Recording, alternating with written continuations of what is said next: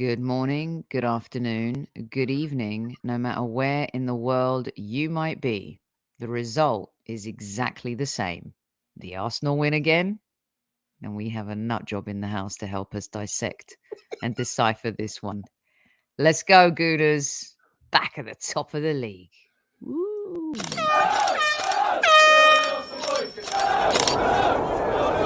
Mind the gap between the train and the platform. Please stand clear of the discussion doors. The next stop is Highbury Squad.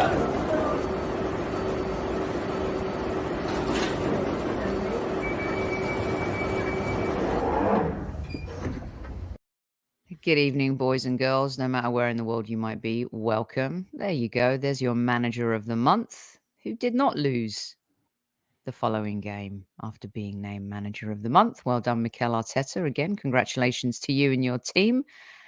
And welcome to the show, my podcast stepbrother from another stepmother, Mr. Magic Mike. Hey, Sophie. Sophie gets the plot. It's 6 a.m. and she's been through an entire game, an entire pregame of warming up and getting ready, and an entire game of watching Chicharito backheel some stuff. And she's still punching. So there's two of us that are punching. Speaking of which, I have really mixed feelings today because I have to go break to my wife that I'm in love with something else. I mean, this football team is just. Wait 1 second. Have you finally found love?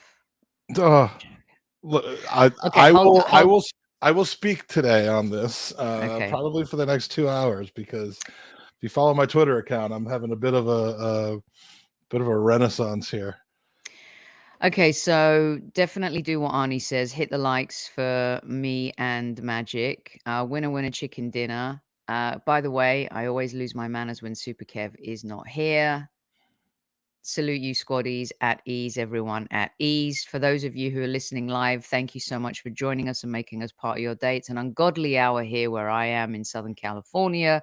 It's kind of an ungodly hour for Mike on the East Coast, although it's doable. It's 9 a.m. And for people in England, it might be ungodly that they had to get up at noon to watch their team today. Saw some complaints. All other parts of the world. And also, we'll be back with our normal schedule next week. It's been a bit topsy-turvy over the last 2 or 3 weeks, but thanks for finding us, and those listening on replay. Cheers, and iTunes, Spotify, and Acast listeners, welcome too. Salute to each and every one of you in the house. Where do we begin? I've been seeing a lot of complaints on Twitter about the fact that it was Brentford having a terrible day and Arsenal, just kind of doing their thing. I would say here where we were, our commentary, the feed that we had, I did not feel as much bias, Mike, if we can start there real quick. Yeah, well, it wasn't as bad. I wasn't sure whether we had the world feed or whether we had, for this game being this early or what, but it clearly, I think Sky was on a different, different people calling the game, because I didn't hear that level of bias. I mean, it's built in a little bit, but it wasn't as ridiculous as that. But I mean, Brentford had a bad day. Fulham had a bad day. Villa had a bad day. I mean, at what point are we making these teams have bad days? And the only time they credited us for having a good day was when we lost to Manchester United. Yeah. Oh, they're willing to give that to us because boom, we screwed it up. Super Kev is working today, but you'll see him on Monday Madness. So he will have his feedback. I have been WhatsApping him, and let's just say that he sent me a ton of fire bitmojis, and he said, Soph, we're finishing our chances. And if only we had done the same against Manchester United, this team would be completely undefeated. And here he is. Love you, Sophie, Magic Mike, and all the squaddies. Enjoy the feeling. And that's another obstacle and challenge we have overcome. And as I said, he's on Bitmoji fire today himself. Absolutely brilliant.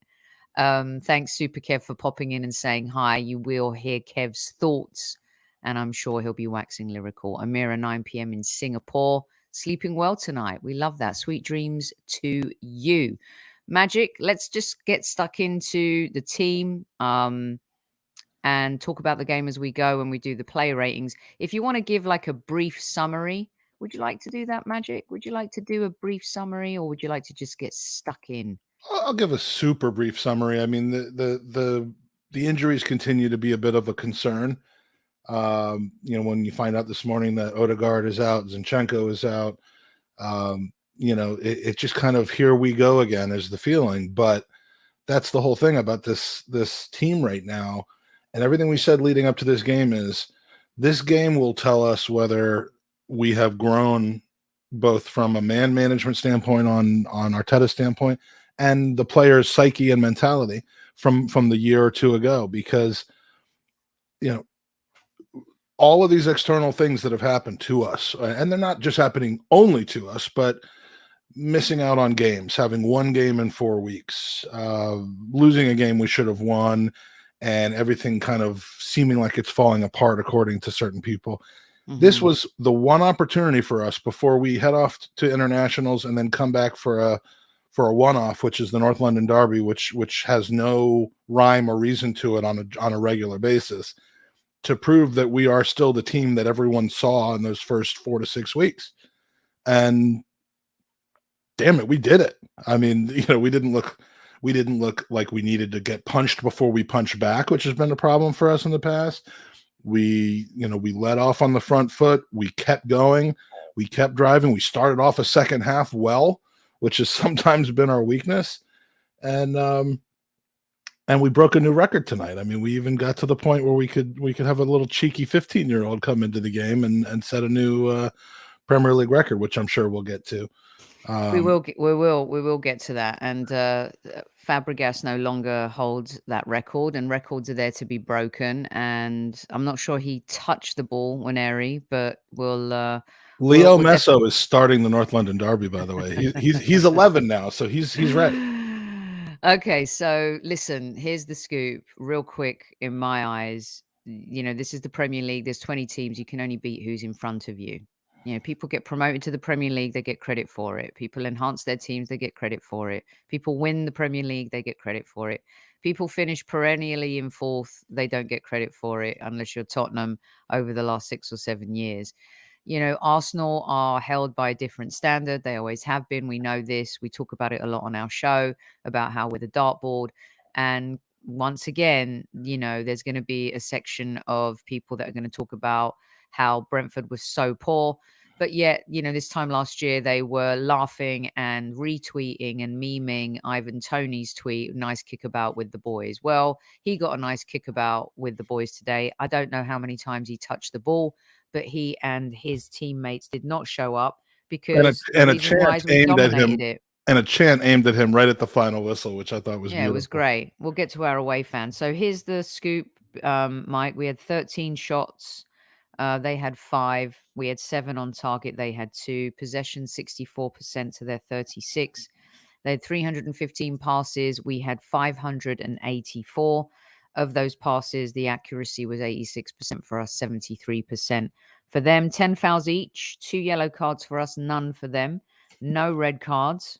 I was getting a bit worried about that one after Xhaka decided to impede the goalkeeper. No, but see, Xhaka getting a yellow is the best thing that could happen because he's never gotten 2 yellows. So once he gets a yellow, he's good. He's cool. He's done it all. He's done it all. We had 3 corners, as did they. We were caught offside once, and they were caught offside 3 times. I really like the fact that we were able to stay on side against Manchester United at Old Trafford. You were there as well, Mike. We got caught offside quite a bit. And now when you look back at that game, it's even more annoying that we weren't as clinical as we were today. If we were, then I think, that first goal goes in. It's totally different. Anyway, no rearview mirror syndrome. We only use that to check our lipstick. Please do hit the like button for Vinny. He's put his Dicky bow on Sunday for Kev. He always does it. And Vespa channeling her Ramsdale, who literally could make tea and have scones today and not be bothered one iota. Magic, why don't you start taking us through the squad, which will lead us to more conversation about the game. Well, we start with the man you just mentioned, Aaron Ramsdale. Not a lot to do today. just struck me how I mean, people talk about his shot stopping, and that there's validity to that, especially this season and towards the end of last season. But as opposed to every goalkeeper that we've had over the last, I don't know, 20 years, you see how we play around the back. Sometimes we just kind of circulate the ball amongst the back, and he is a fifth defender. I mean, you don't. My stomach used to go into knots when that ball went back to Petr Cech, and even to Bern Leno. And there's just none of that right now. So, I'm sure at some point this season we'll get caught, as teams do when they do too much of that and they get too tricky with that. But, my impression of him today was more about just how he kind of was another player in the back than shot stopping, although he really only had one or two significant opportunities that weren't just played right to him, and he excelled on them. So he made a good save as well in the second half, didn't he? Very good save. It was a good save. Yeah, for me, he just he managed the game and didn't really have too much to do. Gets a solid 7. Does Rambo 2.0. What's your mark for him? Are you doing 0.7756s today? I'm sure the squaddies will appreciate that. I'll keep it to a couple of decimal places, but yeah, I mean, I think if you win a game 3-0 because your offense and your team pretty much kept you out of the business, you can't give someone a 9 or an 8. So, I would say a solid. It's about the worst rating you can give somebody with a clean sheet, because he really didn't have to do much. So I'll give him a 7.52. Okay. Do we keep track of these? Do you have like a big spreadsheet going, or do you want me to? No spreadsheets today. Tom Canton kindly gave us a heat map spreadsheet earlier this week, and I think the squaddies have been overloaded with data. They can just about handle my post-game stats. He just purged all of the data in his system before his honeymoon. So he absolutely did. And here I think he had a cheeky watch of that game though today. I think the marriage is on the rocks right now. I mean, he said that it was probably his favorite first half ever. And I'm like, what are you doing out of the bedroom? Get back into the bedroom, Tom Canton. They just checked into the hotel. He just checked in. There should be ravaging going on, not from Arsenal. I wish we were playing Tottenham next week. Right, Mike, who's next? Remember, our goal is to keep this short and sweet. Yeah, that's always the goal. All right, starting from right to left, Ben White, now officially seemingly the starter over Tomiyasu. I mean, have you ever seen a situation where Tomiyasu, other than getting hurt, has done nothing wrong, but he just can't get into the starting 11 now, even when he's fully fit? But I mean, are you mad about that, or how did you see his play today before? No, I'm not mad about it at all. Super Kev was insistent that don't change anything. Let's remove the logo for a second, just so we can appreciate Benjamin there in the black kit. And Mike brings up Tommy, who's been great since he's arrived at the Arsenal. But when you get injured, you have to earn your way back into the team. And, that's exactly what he has to do right now. Benjamin White hasn't put a foot wrong, maybe just in the Manchester United game. But I think a lot of our players weren't up to scratch defensively and off the ball, Mike, against Man United at Old Trafford. But he hasn't put a foot wrong. Underrated, underappreciated. Never forget when I used to tell you guys, when GQ Giroud is gone, you will realize what we have. And the dude has gone on to win and is still smashing it in football. Benjamin White has really put his head down. What I love about him is that he's never complained. He's taken a lot of crap from a lot of fans. He stepped into a role. Yes, he's versatile. Yes, he can be a hybrid player, not his natural position. He can play right back, play centre back, play defensive midfield. And for me, once again, did not put a foot wrong and took, their players out of the game. How much of a threat were the front three of Brentford? Hardly at all. So for me, Benjamin gets a solid 8. I'm with you, Trev. Yeah, I think that's a good call. One of the things I saw in the pregame, a lot of people complain there was no pregame here in the United States, but there actually was. If you fired up your Peacock, you would have seen a. Me? Are we still talking about Tom's honeymoon? Jesus Christ. Let's just move on from that, shall we? I'm talking about the streaming service. Well, that's probably not much better, but no, talking about NBC streaming service. There was a pregame, and frankly, I don't watch a lot. I don't watch a lot of tactical stuff, but they were really breaking down the Manchester United game and how we made these overlapping runs that are phenomenal, and we have more often than not followed through on the overlap. So, when you have Ben White overlapping as much as he does, if he doesn't get the ball and then we turn the ball over, that's going to be seen as him being out of position, him being too far up the pitch, but it's not necessarily just his fault. So, yeah, I mean, Ben White, hard to give him anything other than about an 8.1. Yeah, I think, MK wasn't firing up any peacocks because she was on an all-night bar crawl with her LA. She hasn't slept either. Yeah, she's massive props for MK and her crew. Massive. I think what we did with we wasted our possession against Manchester United. Today we made our possession count. I was having this conversation, various of us, with the LA Galaxy head coach yesterday. They've had so much possession in games, they've wasted it. Wasted chances, squandered. And against Manchester United, we had total control of that game. If we just finished our chances, we win it. Today, it was an absolute clinic in not only bouncing back from adversity, having to wait to bounce back from that adversity as well.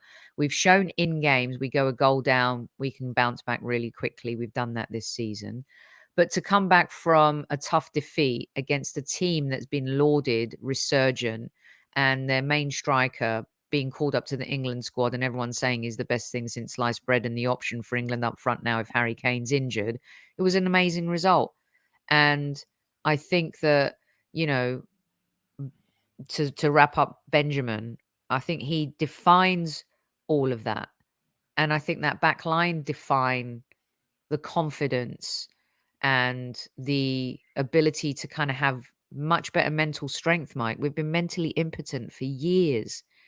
And here we are, showing a totally different mental attitude. And I feel like that has been our Achilles heel for so long. And that's the part I think we're rectifying, as well as playing really beautiful football. He's a professional footballer. I mean, he's not a football fan. He's not a wild, crazy, nines or zeros all the time, one way or the other. He's a professional footballer doing a professional job, covering a position that wasn't the position he was necessarily bought to play, or at least apparently bought to play. You can't ask for anything more than that. So yeah, I mean, that's if he's putting in 8s every game at right back, then Tomiyasu's going to be that either injury cover or late game sub, and I'm fine with that. Right, and just like our chief like officer Tammy says, Brentford's second in the scoring chart, so don't take anything away. They've killed teams at home. They scored 9 goals against 2 teams at home. We just kept a clean sheet against them. Let's call it what it is. Let's move on. And 430 of you in live chat right now. Please do kiss, hug, like, 300 likes. Like button. We need that like button hit. We're just going to sit here and look at each other and hum until we hit that. But while we're doing that, we will hum about William Saliba. I mean, pick offensively, defensively, pick what you want, but pick something and talk about William Saliba, because my God. Okay, Fofana is worth 72 million and can't get into the Chelsea team right now. Then Saliba is worth 150 million. Let's just take a minute and just look at him in all of his glory. Beautiful header, vintage centre-back type of header from a corner. 2 headers, by the way, today for the Arsenal. I think they heard Kevin and I on Friday's football feast complaining that what's the point in putting crosses in if no one's going to get on the end of them with the header. Well, I think he's saying, shh, Highbury Squad, I've got this. Do you think when he leapt up for that flick on that he was thinking this may have a chance, or do you think he's? I mean, is that this is where Kev would be? No, he meant he wanted to score, and he meant every second and every minute of that. This is where Kev's experience is slightly better than mine in being able to describe this. I mean, it's 1 and 1A, but I would even give it to him in this Mike, situation. I can guarantee you right now that Kev's reaction, just because I know my podcast, He was going. You're always going for goal. He was going for goal. Absolutely, the flick on. I mean, he meant that 100%. He's so good. How? And if that hadn't gone in, there would have. I mean, maybe you could. That type of touch on the ball is going to put another player on the far post in position to score, 8 times out of 10 anyway. So, I mean, that's just such a dangerous flick. We don't hit the first man very often, but when we do, and when that first man is, a Saliba or a Gabriel, it's a whole different situation. So on Friday's show, the squaddies all know, I presented a football feast and I had a menu, 5 items. I had spicy Mikel nuggets.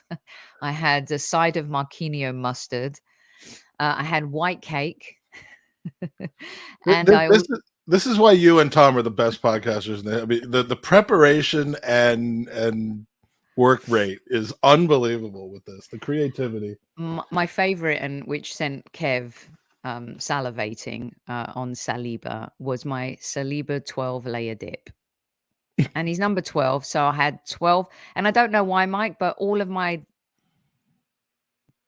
what's the word? Descriptive word? Oh my God, I'm having a brain fart. All of my adjectives. Thank you. I don't know why they started with C. And he had it all today. Composed, classy, comfortable, calm, charismatic, courageous, cunning, curious, cautious, chilled, committed, and confident. This guy, I said to Kev, you tell me what you think. Has he become our most important player at this juncture? Because for me, it's like a spine. You've got Jesus, you've got Xhaka and Partey, and you've got Saliba.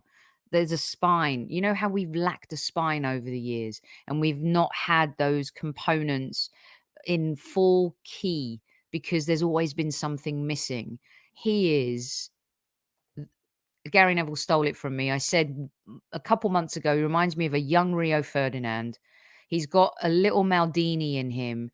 And I'm not saying he's as good as those players yet, guys, but bloody hell, he's good. Yeah. Oh, he's really good. And I love the comments coming from him this week to pretty much just end this ridiculous debate about whether he was wasted, messed with, ruined or fallen out with the manager. I mean, now we can just say he's an Arsenal player. However he got to where he is right now, whether he had it already or whether he got it over the last couple of years, he's the complete player right now, playing the complete game. He's one of 3 players, I think, that if we are without them in the lineup, we're in the concerning area of taking a huge step down, and that's a step down that includes Tomiyasu, Ben White, and Gabriel still being able to play across that right center side of the back line. So I don't know if he's the most important player, but he has the opportunity of being the most impactful player in a style of Tony Adams. Yeah, he's so good. And someone just wrote, and I put it up in the chat, that I never felt stressed today in that game at all. Even when we went 2-0 up, there was something about today's game where I felt like we had total control over it. And also I like that Arteta does get a little bit emotional, and he pinned the Ivan Toney for the return match last season, Mike. And now we've got it pinned totally. Our goal is to never let them beat us again. John in the chat is saying that Gabby's basically tweeted back at Ivan today. Nice kick. Yeah. And if that's true, I mean, this is the last time we can do that, but let's do it this time. I mean, yeah, totally. Let's do it. Okay. So you're rating for Saliba? Saliba gets a 9 for me. He's so good. Yeah. I mean, I gotta go with a 9.7, and I'm not just trying to one up you, but I want to give him a 10, but there's one other player I'm almost about to give a 10 to. Which might bring the house down. Yes. So who's next? So Gabriel, little bit of a potential injury. They showed him warming up, kind of clutching his thigh. Then it was his calf. I mean, you almost think that Gabriel's redlining a little bit, which is why I'm glad that he's not flying back and forth to Brazil over the next couple of weeks. Yeah. But as far as his play today, I mean, he did make it through the 90 minutes, did he? Yeah, he did, because the subs that were for Vieira and for Saka and he didn't end up coming out. Saka came off. I thought it was a good bounce back, Mike. I just don't think that he's been great. You know, in the last few games, I think he's been a little bit shaky.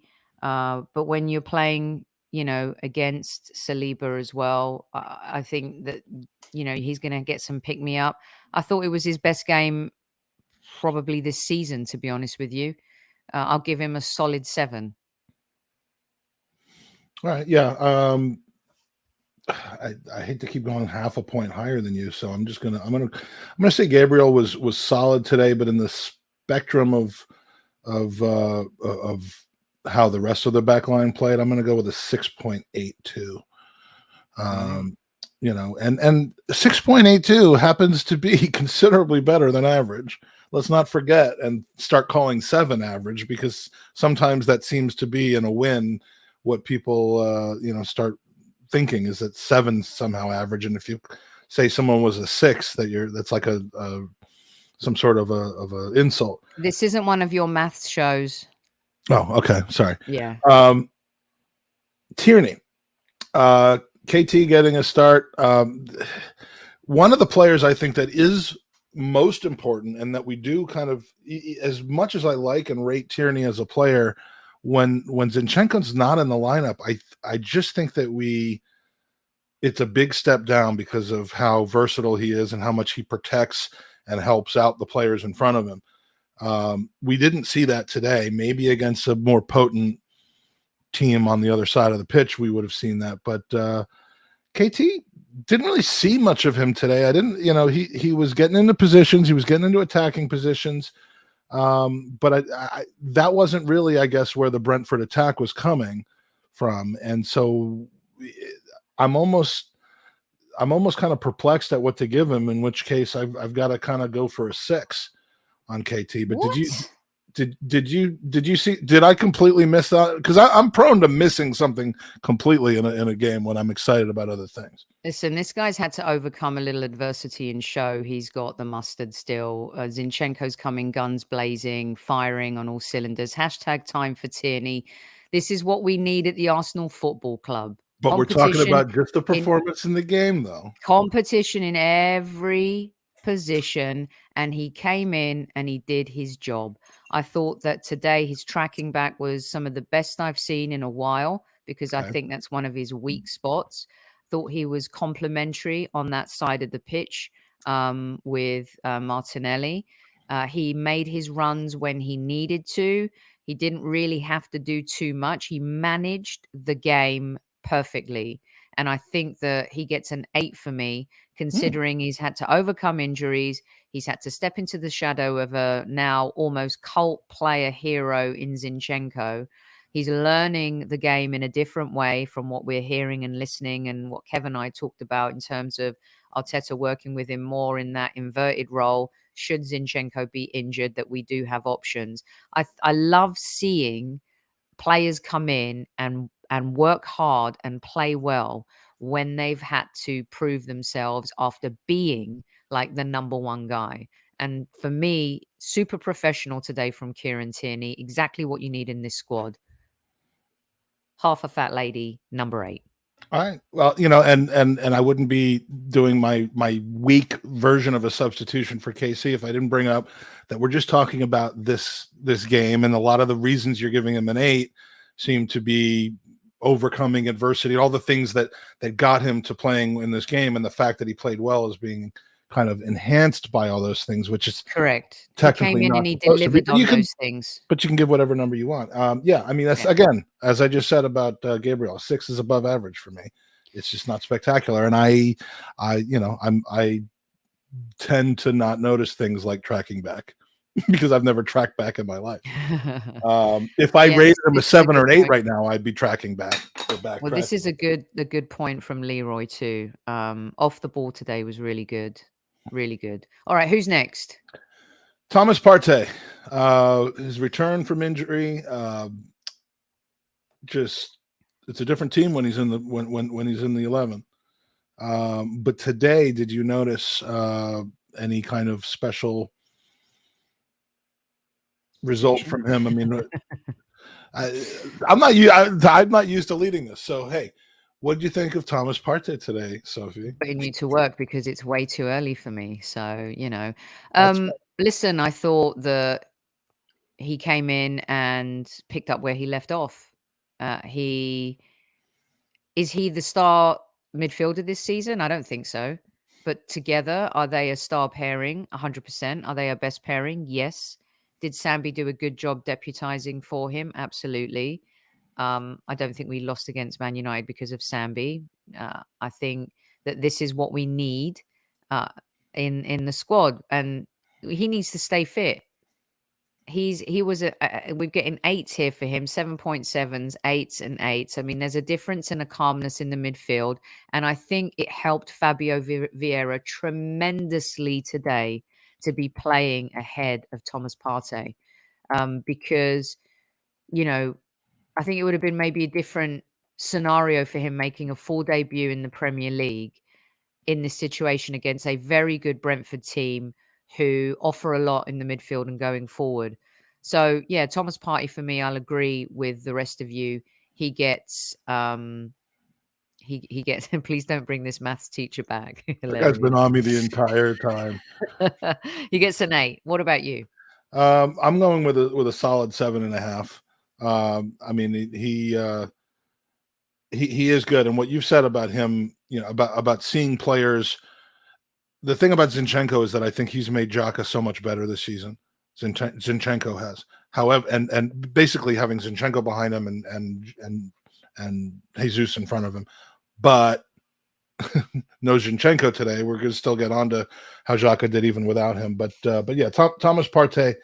The team is different when he's in there versus when he's not in there, and there are some games where you would have seen him look off, make some stray passes, kind of be a little bit late with challenges. Today, he looked as sharp as he was right before he got hurt. So hopefully he made it through without injury. I don't know if he's going to Ghana for the next 2 weeks. I would imagine he probably is if he was fit enough to play today. Yes. And that scares me. But if he's available for the North London Derby, I'll feel a lot more confident than I am if he's not. So 7.5 for Tom. Tom. Solid next? game. And now we got to get to Granit Xhaka.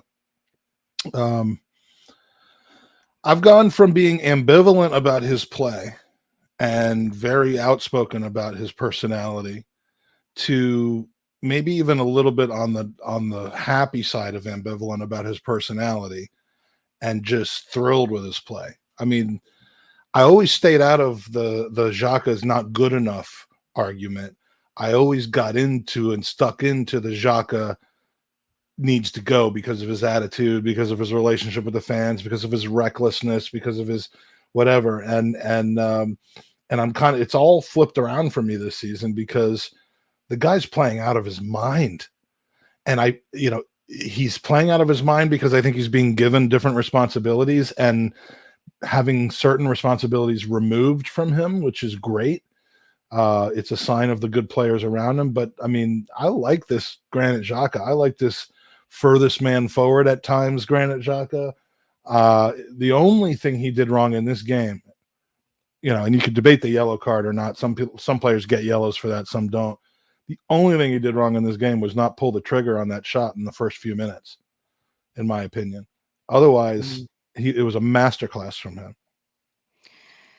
This redemption arc, Amira, I agree with you, is one of my favorite stories that has been brewing for a while. I stood by Xhaka for a really long time, much to the arguing with Kev and previous people on this show and guests. I want him out of my club. I want him gone. And I lost my patience with him when he got sent off at Manchester City.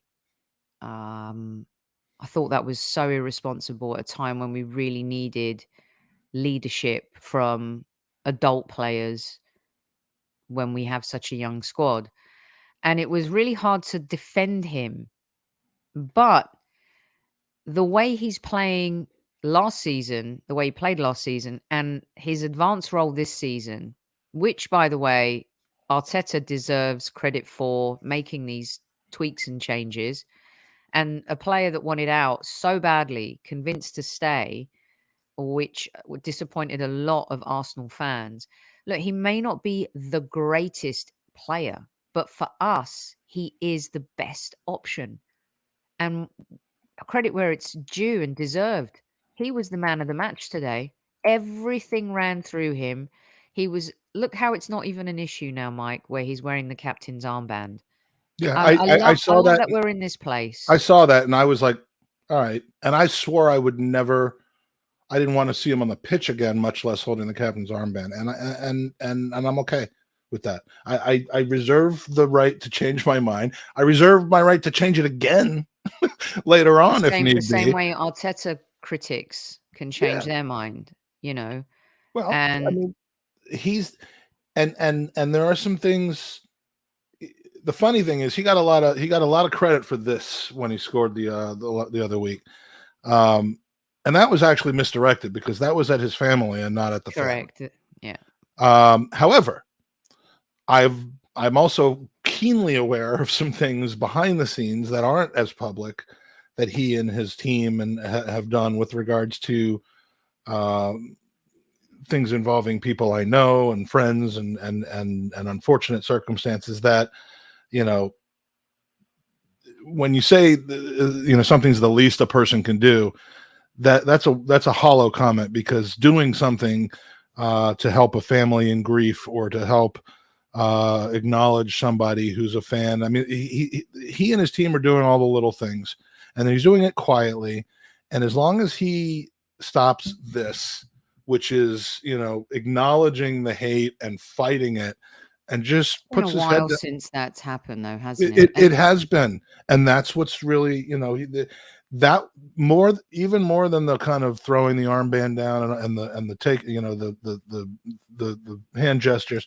More than that was that for weeks after that, it continued this kind of me versus them battle, and I lost it with that.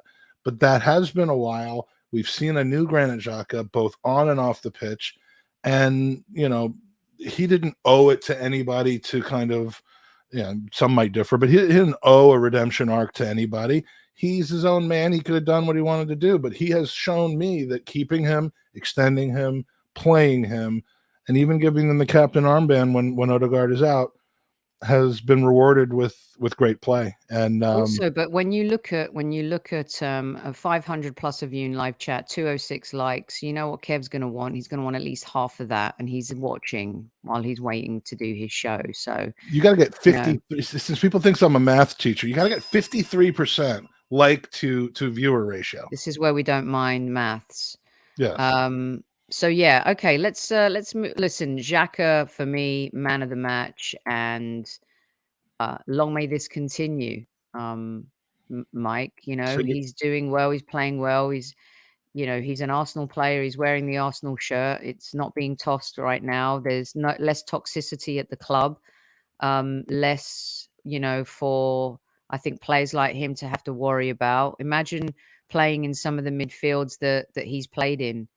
I mean, when you think about some of our pairings and in front of the back fours that he's played exactly. And the back fours he's played in. I mean, crazy. If you're still on and on about what happened against Crystal Palace, and believe me, I was one of the last ones to finally just put that behind me. If you're still on that, then you have to kind of question, you know, how much the principle of the thing really matters, because to me the principle is he's massively helping our club, and he was the man of the match today. And so as the man of the match, I think we've both said, what was your rating out of 10 for him today?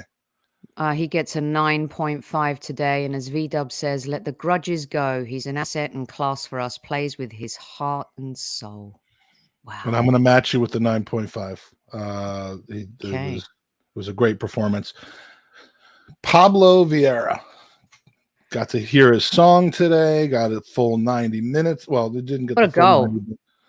90. What an absolute... This is what we want Odegaard to do more of. This is what we want players outside of the box to do more of. Shoot, baby, shoot. Just put your laces through it. This is what I want Saka to do more of. None of this inside of your left foot. Just put your laces through it sometimes, son. And I loved how he came in, played fearless football. I think it was set up for him really nicely. Even though, Zinchenko wasn't playing and there was some changes from Manchester United, the best, of course, being Partey back. I thought he had all the support around him that allowed him to do really good things. Dipped in and out of the game a little bit in the second half. But my goodness, I thought that, the goal, his tenacity, his intricate passing, again, Mike, smart footballer, very good between the ears, everything that's happening here in the brain, movement, being able to guess 2 plays ahead. He's just got that vibe about him and that football brain about him. And he gets an 8 for me today. Yeah, and the different looks that we're seeing. I mean, the ball's coming in at different angles than we're used to seeing.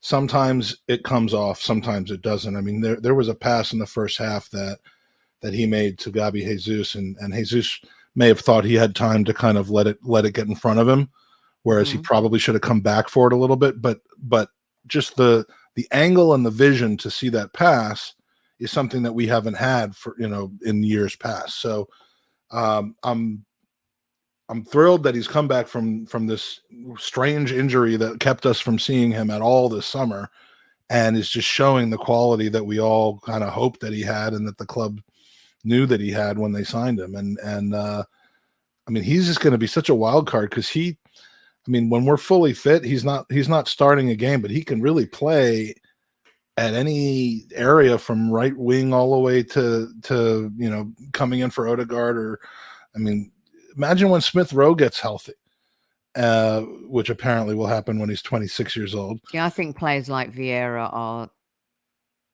I don't want to say it, but much better quality than Emile Smith Rowe. Emile Smith Rowe's quality, but there's something in certain players you see at times, and there's something about him that he just has that international vibe and technique, and he's only going to get better, And of course, he needs to prove himself a little bit more, Mike, and play. Let's see what he does against, better opposition and stuff like that. Just realized I don't have my Fabio Vieira picture ready to go. I've had a really good one too. So yeah, Emile Smith Rowe needs to do a lot to get back into this team. A lot.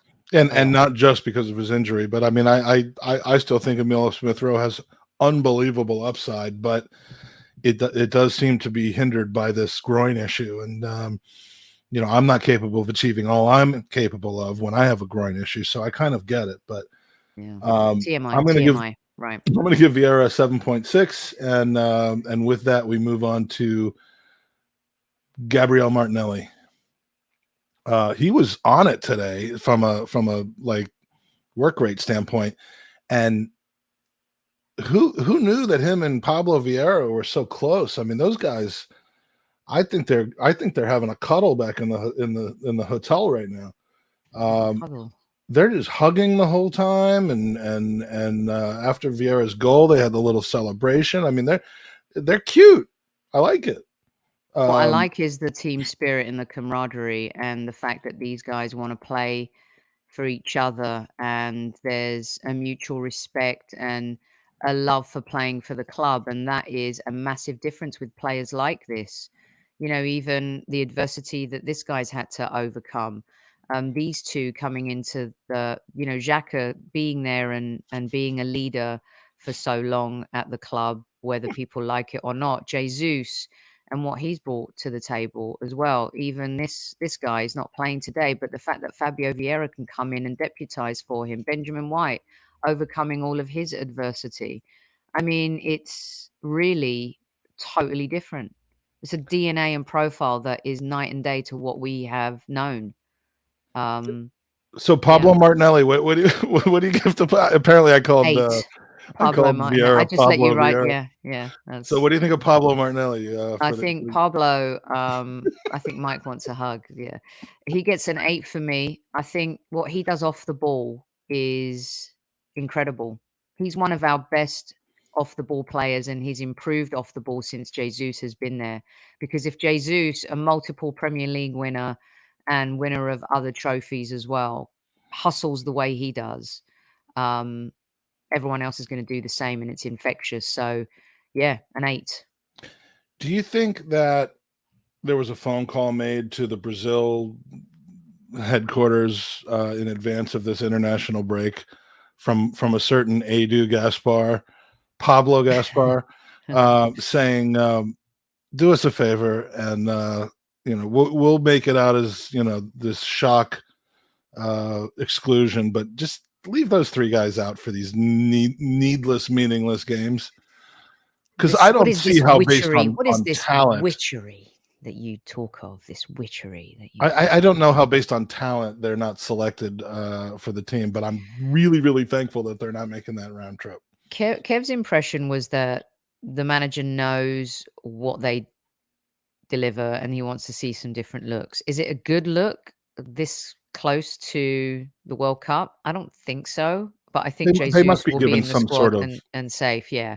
But they must be saying, you know what, this doesn't mean you're not going to come with us to Qatar, but we need to make some final. I mean, because sometimes I guess these games could be used rather than let's get our best 11 in and get them games beforehand to let's decide on these fringe places. Although I guess we'll see based on who starts for Brazil and over the next week or two.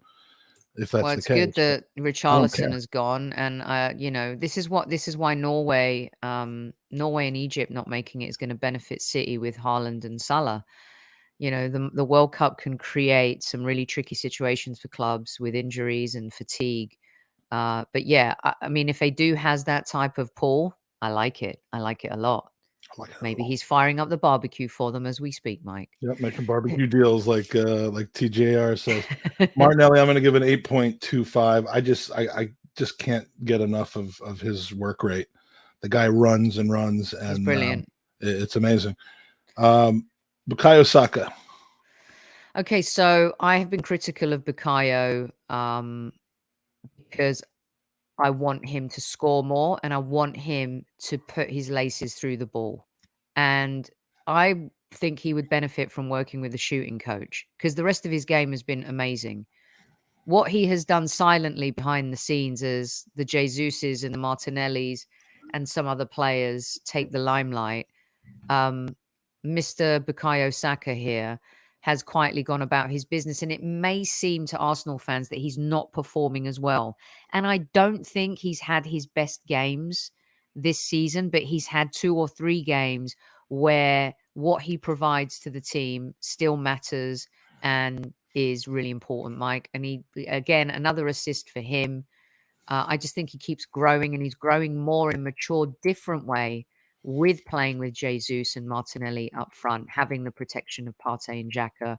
And then also defensively, his responsibilities and how he supports Benjamin White is unreal. So for me, Saka gets an 8. It may seem like he's doing less, but I think he's actually doing more in a less obvious way. Well, and it's a good point because I mean he is not having to carry our team right now. That should be a good thing, especially at his age. I mean, we want to talk about what is he, 21 now? Yes. 20, 21. I mean, we want to talk about him. Jesus' child just had his 21st birthday a couple of weeks ago. I mean, yeah, he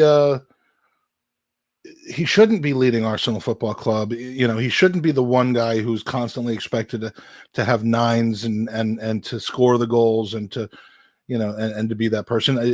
He was over the last kind of 2 years, but that's good that we found out a way for him not to. So if whether he's fallen off or whether his role has changed and he's just producing less, kind of obvious statistical output, then I'm fine with it. I mean, as long as he doesn't get hurt, as long as he can continue to contribute to the team, there's no one I would start in his place.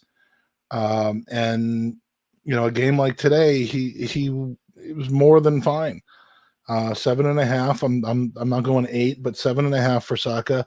And if you want to be concerned about him not scoring the goals he has last season, look around. When Aubameyang was cast out of the team, his goals came from somewhere else. Right now, Saka's goals are coming from somewhere else.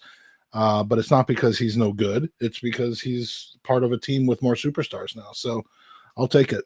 I like it too, Mike. I like it a lot. All right, who's Gabby next? Jesus. I mean, where's my Jesus candle? I lit it at the beginning of the season, still going strong.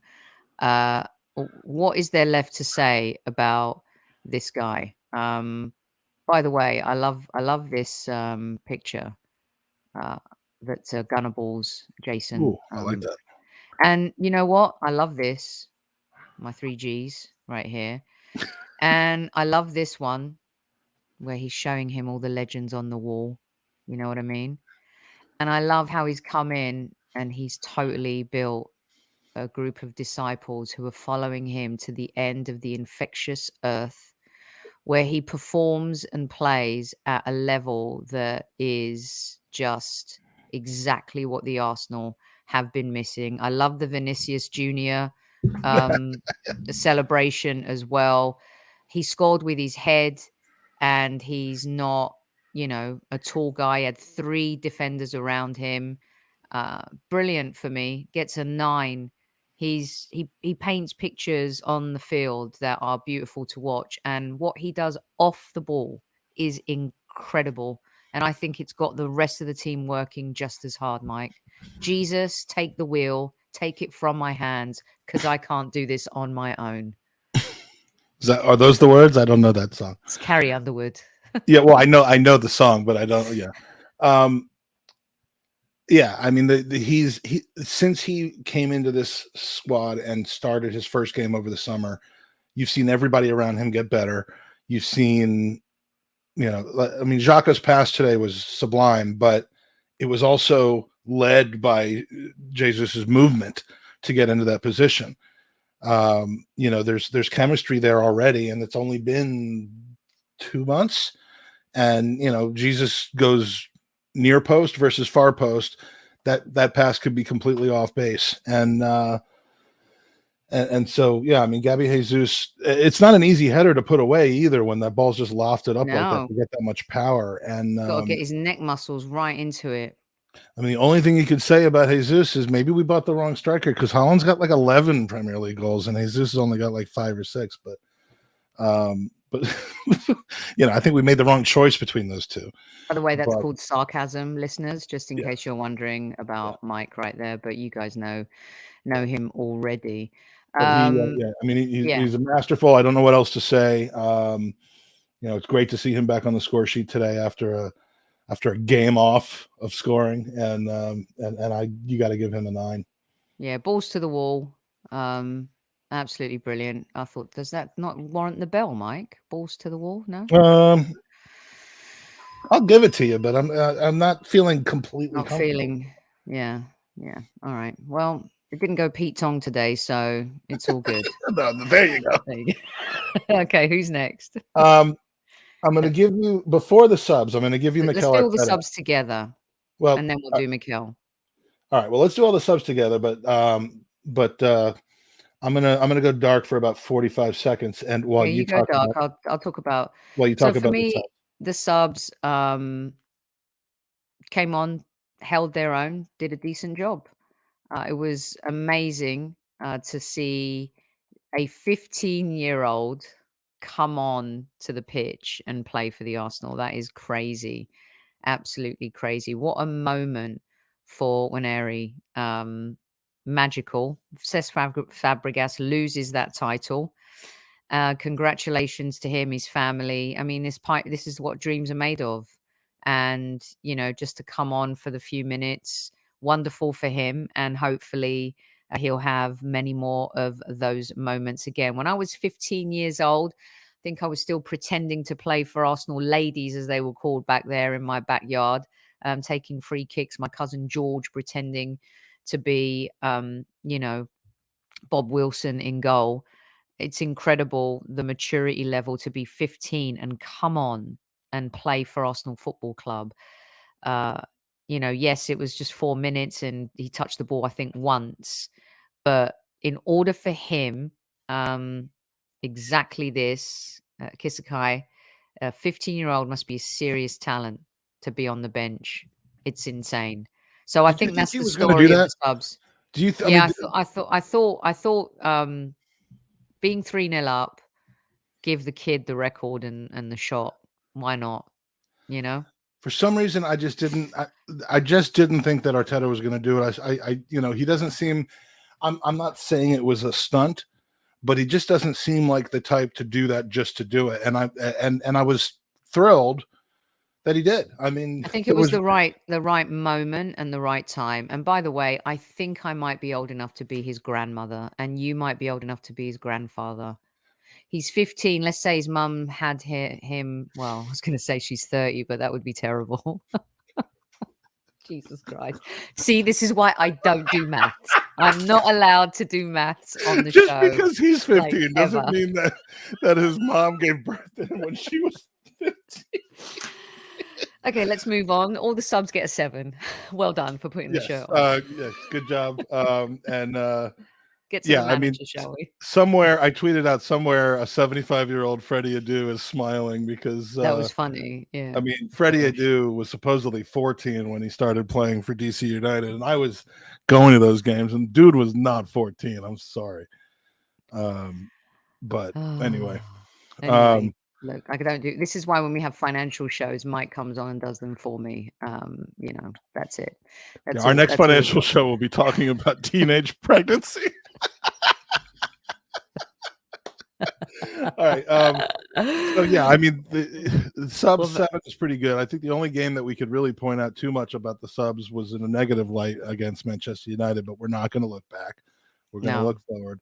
And yeah, I don't know that the subs really had much impact on the game one way or the other than to close it out well. Mikel Arteta, manager of the month. You can, in my opinion, criticize the decisions on squad depth, on transfer policy towards the end of the deadline. You can certainly say that starting 15 or not starting, but having 15-year-olds and 17-year-olds on our bench 8 games into the season or 7 games into the season, is a sign of poor squad building and poor management with injuries. But when it comes to the play on the pitch, it's the players, Sophie. It's the players. It's also the coach right now because they're playing Arteta ball right now. Is there any dispute to that? No, I mean, look, the team's improved. The way we're playing has improved. There's a naivety, though, to us sometimes. I think that we could have easily walked away with a point at Old Trafford had we just been less naive and not so gung-ho. That's where I feel Arteta needs to improve a little bit more in terms of game management. And when we play those bigger sides, how are you going to manage the game, especially if we can walk away with the point, which isn't an embarrassment at all. So I love the gung-ho approach, but I think it needs to be in more measured spurts because of our opposition at times. But well, we've gone from Arteta sits back after we score goals, and this is why we can't finish off and win games, to maybe he shouldn't be so gung-ho all the time. I mean, that narrative's been flipped on its head. I don't think it ever was the case that Arteta's idea was to sit back and defend. I think those were the examples of the players when they would come out and say we didn't follow the coach's instructions. But he's a gamer, and he seems to be. The mistakes seem to come from naivety in situations like Manchester United, that in the grand scheme of things, I think you'd rather err on the side of making that mistake once every 6 or 7 games than the mistakes we made the last 2 seasons where we've gone up against mid-table and lower table teams and they just sit back and let them score against us and end up with draws and drop points. Yeah.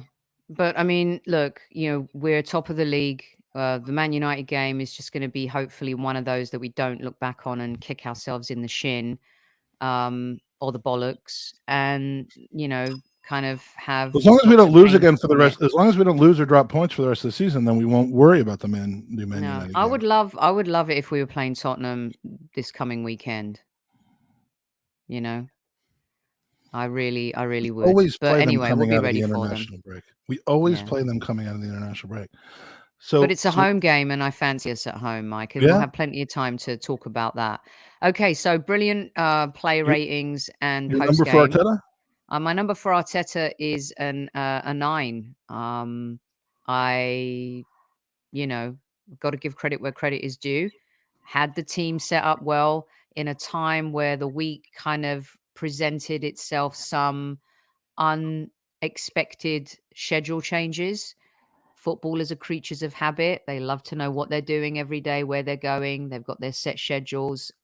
Things change, but he had the team prepared and ready. And he gets a 9 for me. And we go back top of the league. I'm going 8.75, and the away fans. Okay, I put him in a timeout, but now he's getting blocked. So there you go. There's always one. It's been a Always one. wonderful, wonderful chat room today. Like almost 600 of you at one point, and it's just been brilliant conversation and comments from every single one of you. And just to win again, and have to play after the Champions League teams on a Saturday, and know what you've got to do and do it and deliver.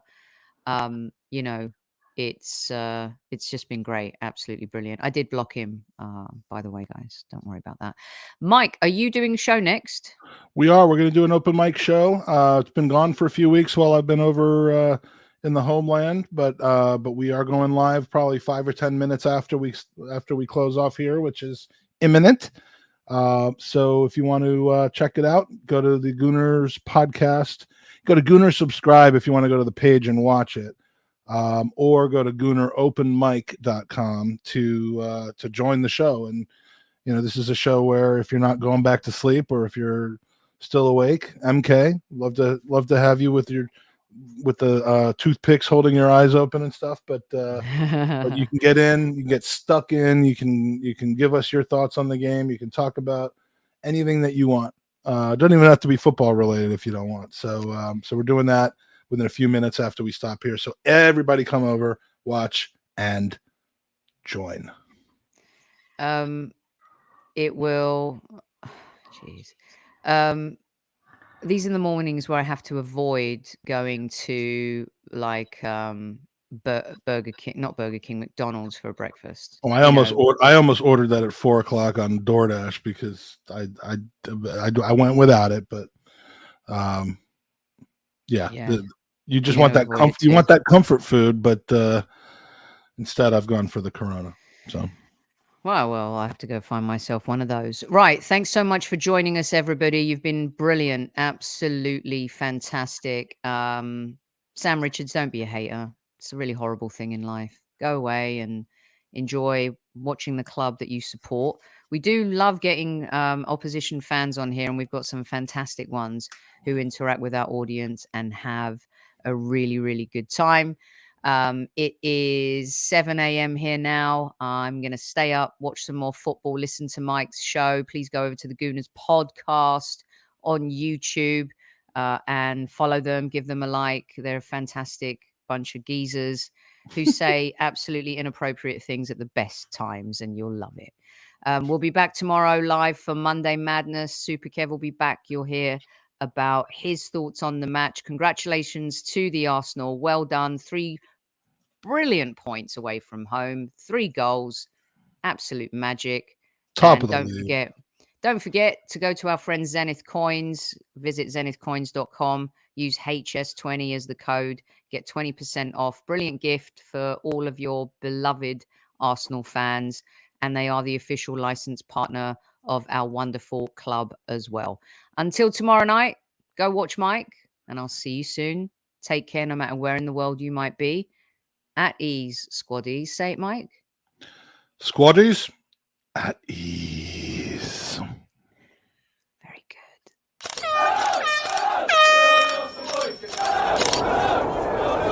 Mind the gap between the train and the platform. Please stand clear of the discussion doors. The next stop is Highbury Squad.